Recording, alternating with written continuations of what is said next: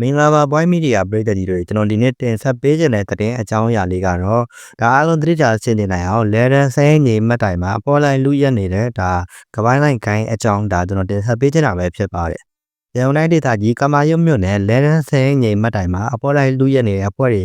ရှိနေပေမဲ့ဒါလက်ရှိချိန်ကြီးဒါဖမ်းဆီးနိုင်ခြင်းမရှိသေးတာလေကျွန်တော်တို့တွေ့ရှိရတာဖြစ်ပါတယ်။စတင်မာလာ14ရက်နေ့နေ့လယ်12နာရီကျော်အချိန်ကဒါလမ်းလျှောက်နေတဲ့အမျိုးသမီးငယ်3ဦးထပ်ပါချွေးငွေနဲ့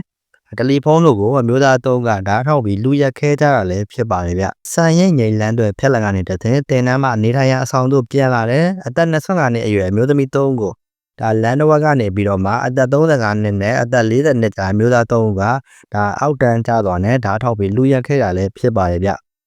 စံရိတ်ငိန်ဘက်ချံမှာတက်နေတဲ့တင်နန်းကနေအဆောင်ကိုအပြန်လဲလန်းတွေမှာအနောက်ကနေလိုက်လာတဲ့အမျိုးသား3ဦးကသူတို့နယ်ကတက်လာတာကားမတိုင်မသိလို့ဆိုပြီးလမ်းမေးခဲ့ဆိုပြီးသိရှိရတာလည်းဖြစ်ပါတယ်ဗျ။မေးမြန်းခံရတဲ့မင်းကလေးတွေကလည်းကိုယ်နဲ့မသိတဲ့အမျိုးသားတွေဖြစ်တဲ့အတွက်သူတို့ကိုယ်တိုင်နဲ့ဒါနယ်ကနေတက်ဆင်ဒီမှာတင်နန်းတက်ပြီးပြည်ပထွက်မဲ့သူတွေဖြစ်တဲ့အတွက်ကြောင့်မသိဘူးလို့ညင်းလိုက်ကြတာလည်းဖြစ်ပါတယ်ဗျ။ခဏကြာအနောက်ကနေလိုက်လာတဲ့အမျိုးသား3ဦးကဒါထောက်ပြီးတော့ရွှေငွေနဲ့လက်ဝတ်ရတနာတွေကိုမချွတ်ပေးတက်ပြစ်မယ်လို့ချင်းချောက်တဲ့အတွက်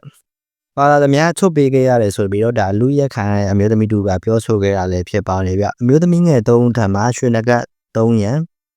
လက်စွပ်2ခွင်းနဲ့ရွှေဆွဲကြိုး3ခုလက်ပတ်နာရီ3လုံးနဲ့ပတ်စံရီ3လုံးငွေသား2သိန်းခွဲတယ်လီဖုန်း Samsung ဖုန်းတစ်လုံးတက်ကနိုဖုန်းတစ်လုံး iPhone တွဲအမျိုးအစားဖုန်းတစ်လုံးနဲ့ဒါ KB ငွေသားကျပ်330တို့ကိုဒါထောက်လူရက်ခဲ့ကြရလည်းဖြစ်ပါတယ်ဗျလူရက်သူများက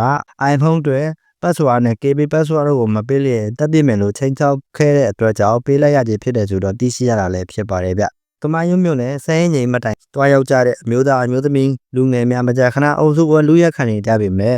ဒါသက်ဆိုင်ရာတာဝန်ရှိသူတွေကတော့ဒါလက်ရှိချိန်ကြီးဖန်တီးနိုင်ခြင်းမရှိသေးဘူးလို့ကျွန်တော်သိရှိရလည်းဖြစ်ပါတယ်ဗျ။ဒီသတင်းကြောင်းနဲ့ပတ်သက်ပြီးတော့ကျွန်တော်ရဲ့ Boy Media YouTube Channel ပရိသတ်ကြီးဒါသတိပြုဆင်ခြင်နိုင်အောင်ဆိုတော့ကျွန်တော်တင်ဆက်ပေးလိုက်တာပဲဖြစ်ပါတယ်ဗျ။အစုံလေးလိုက်ပါကြည့်ရှုပေးလိုက်တဲ့လူဒီမီနစ်တယောက်စီစဉ်တိုင်းကိုကျေးဇူးထူးပဲတင်ရှိပါတယ်ဗျ။နောက်ဗီဒီယိုမှာလည်းကျွန်တော်အကြောင်းအသစ်တွေပြန်လာခဲ့အောင်ပါမို့လို့ကျွန်တော်ရဲ့